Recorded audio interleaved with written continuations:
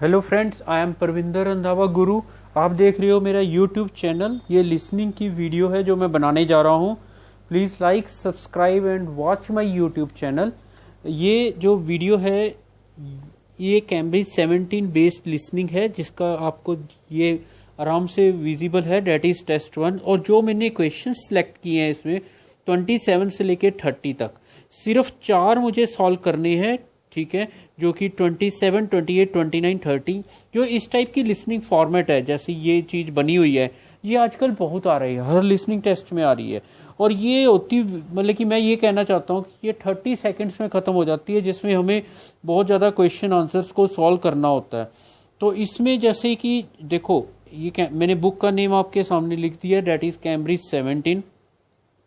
आप लोगों ने क्या करना है, जब आप टेस्ट 1 के मतलब कि ये होएगा पार्ट 3 में, जब आप पार्ट 3 में जाओगे तो पहले से लिसनिंग करोगे आप 21 से 26 तक, राइट।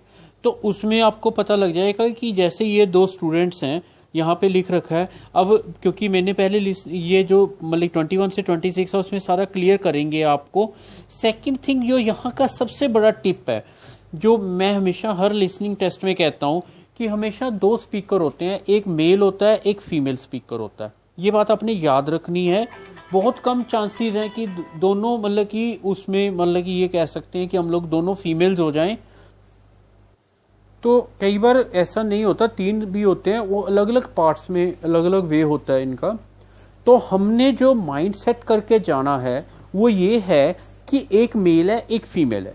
बात को ध्यान से सुनना, क्योंकि आइल्स का जो लिसनिंग टेस्ट फॉर्मेट है वो ऑलमोस्ट सेम ही चलता आ रहा है, थोड़ी बहुत ही चेंजेस हुई हैं, ज्यादा चेंजेस नहीं करी इन्होंने अभी तक, ठीक है। और मैंने मान लो ये मुझे टेस्ट मिल गया, जब मुझे टाइम मिलेगा, मैंने ये तो देख लिया कि what opinion do the students give about each of the following models on the veterinary science course, right. ये मुझे चीज पता लगी मुझे कि इन दोनों के जो भी हैं इनके व्यूज को सर्च करना है। यहां से मुझे एक टिप मिल गया। हम लोग क्या करते हैं, ये चीजें नहीं कभी भी हम रीड आउट करते। मेरे अकॉर्डिंग ये सबसे पहले हमें रीड करना चाहिए, क्योंकि इसमें हमें एक वो बेस होता है, जैसे किसी भी चीज का कि ये बेस है, वो पता लग जाता है हमें, ठीक है। इसके बाद इसने कहा है कि आपने सिर्फ 4 आंसर्स यहां से सिलेक्ट करने हैं। ये लिख रखा है A to F, जो ये बॉक्स के अंदर है, और इसने यहाँ पे क्वेश्चंस के बारे में बता रखा है, डेट इज 27 to 30, राइट। अब यहाँ पे हमने जो कंपेयर वाले वर्ड्स हैं उनको हम लोग हमेशा टिक करते हैं, और जो नेगेटिव हैं उनको भी हम लोग टिक कर लेते हैं, ठीक है। तो जैसे यहाँ पे एक नेम टिम का आ गया, तो नेम से तो यही पता लग रहा है कि the person is a male, तो इसका मतलब मेरा एक मेल स्पीकर है। और जब मैं सी पे जाता हूं तो यहाँ पे एक फीमेल का नेम आ जाता है, डेट इज डायना, ये मेरा फीमेल स्पीकर है, ठीक है। तो यहाँ पे इसने मॉडल लगा के तो यहाँ ये स्टेटमेंट बना दी कि वो कुछ फर्दर स्टडी भी करना चाहते हैं। अब यहाँ पे दे में दोनों आ जाते हैं, डी में they both found the reading required for this was difficult, ठीक है जी। तो ये दोनों मेंबर्स आ गए, उनको लगा कि दोनों रीडिंग, जो किसी भी चीज की रीडिंग है, जो उनके व्यूज हैं, हमने उनके व्यूज सिलेक्ट करने हैं। दे में हमें दोनों की बात पे ध्यान देना पड़ेगा कि वो दोनों इकट्ठा बोल रहे हैं, राइट। ए में मुझे किसकी बात का ध्यान रखना है, टिम की। बी में मुझे टिम की। सी में मुझे फीमेल की, राइट। और डी में बोथ की। ई में फिर मुझे टिम का। यहां पे जो वर्ड यूज किया इसने, शॉक, ऐसे वर्ड जब भी ये यूज करता है तो नेचुरली कोई ना कोई हमारे लिए आंसर का वो मिल जाता है, टिप मिल जाता है। एफ में दे वर बोथ सरप्राइज, ये दोनों सरप्राइज हैं, राइट। तो इस तरह मतलब कि हमने ये चीजें जो भी हैं वी हैव टू सिलेक्ट, हमने सिलेक्ट करनी है, राइट। अब इसके बाद मैं आगे जाता हूं। चलो ये तो मेरा वर्क मतलब चलो है ही कि जो वेटनरी साइंस कोर्स के क्या क्या हैं। फर्स्ट, ये 27 को हमें जो बता रहा है, that is medical terminology. Medical का मतलब मेडिसिन से है, that is you can say doctors की लाइन आ गई है। और टर्म जो होता है वर्ड होता है, इसका मतलब जैसे डिक्शनरी के वर्ड्स हो गए, कोई वर्ड हो गया। लॉजी का मतलब स्टडी होता है, तो ये मतलब कि इसका मतलब जो भी इनके वर्ड्स की वो करनी, पढ़ाई करनी। और 28 को डाइट एंड न्यूट्रिशन कहा है उसने। तो सबको पता है कि हम लोग डाइट भी ले रहे हैं और हम लोग न्यूट्रिशियस फूड भी खाते हैं, तो उससे आगे जो मतलब कि अच्छे टाइप के फूड्स वगैरह होते हैं। एनिमल डिजीजेस के बारे में बात कर रहा है, एनिमल डिजीज लिखा है 29 में। 30 में ये जाके बात कर रहा है वाइल्ड लाइफ की, कि जो जंगली जानवर है। वाइल्ड लाइफ ये जंगली नहीं होते, हम लोग जंगल कह देते हैं। मान लो एक पार्क के अंदर कोई जानवर है, वो भी वाइल्ड लाइफ है, क्रो है, कोई भी है। तो ये सारी चीजें मतलब कि उसमें अफेक्ट्स हो जाती हैं, राइट। अब इसमें मुझे चलो ये तो जो चलता आ रहा है आपका ये सिस्टम है, इट विल वर्क, तो हमने इसके अकॉर्डिंग अपना वर्क करना है। अब मैं क्या करूँगा, मैं लिसनिंग प्ले करूँगा। लिसनिंग प्ले करने के बाद मैं साथ के साथ वहाँ पे अंडरलाइन करूँगा कि मुझे कौन से वर्ड से लगा कि ये मेरा आंसर होना चाहिए। मेरा इसमें जो टिप है वो एक ही चीज़ के ऊपर है कि एक वर्ड के साथ मैंने आंसर ढूंढना है, कोशिश करनी है। ये मेरा टिप है, ठीक है। सो मैं ये ट्राई कर रहा हूँ, तो आप लोग इसके अकॉर्डिंग वर्क कीजिए। 27 to 30.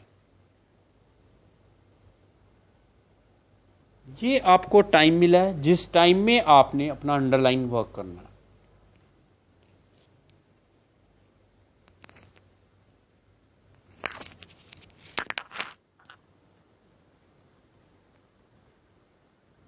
Now listen and answer questions 27 to 30.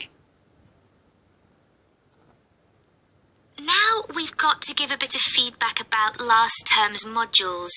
Just short comments, apparently. Shall we do that now? Okay, so medical terminology. Well, my heart sank when I saw that, especially right at the beginning of the course, and I did struggle with it. I thought it'd be hard, but actually, I found it all quite straightforward. What did you think about diet and nutrition? Okay, I suppose. Do you remember what they told us about pet? अब ये जो एक word की game है जो मैंने सोची है, जो मैं मतलब वट एवर आई थिंक एक टिप है। देखो इसमें अगर आपको ध्यान हो, जो फीमेल स्पीकर है उसने कहा कि मेरा हार्ट सैंक हो गया जब मैंने मेडिकल टर्मिनोलॉजी को स्टडी की। तो ये कहता है कि मैंने भी सोचा था, जो टीम फीमेल है, लेकिन ये बाद में मुझे इतना हार्ड नहीं लगा, स्ट्रेट फॉरवर्ड लगा, हार्ड नहीं लगा, ठीक है। तो इसने ये वर्ड यहां पे यूज किया है। अगर आपने पहले से अंडरलाइन प्रॉपर किया हुआ है, जैसे मैंने आपको बताया था कि आपके माइंड में, तो हार्ड का जो best synonym that is easier है कि उसको बहुत ज्यादा इजी लगा। तो ए आपका आंसर आ जाता, राइट। अब जब ये 28 पे जाते हैं तो उसने एक वर्ड यूज कर दिया, that is very much clear, जिसको मैंने फटाफट यहां पे लिखा भी है, डैट इज टेरिबल। उससे आपको डायरेक्ट एकदम टिप मिल जाएगा, यहां भी नहीं है, यहां भी नहीं है, यहां भी नहीं है, एक ही वर्ड जो इसके बिल्कुल क्लोज है, जिसका क्लोज मीनिंग है, डैट इज शॉर्ट। ये आपका आंसर इसलिए बन जाता है। और ये टिम ने ही बोला था, यहां भी इसकी पर्सन का नाम लिखा हुआ है। और जब हम लोग आगे जाते हैं, वो कहता है कि जो कैमल्स और वो हैं, साइंटिस्ट को इतनी ज्यादा नॉलेज नहीं है, अभी भी बहुत कम जानते हैं वो। तो यहां पे इन्होंने अब क्या किया कि जो साइंटिस्ट वर्ड है उसको यहां से डिलीट कर दिया, सिर्फ little is non about surprised. इस तरह का उन्होंने मतलब कि एकदम अपना वो दिखाया है।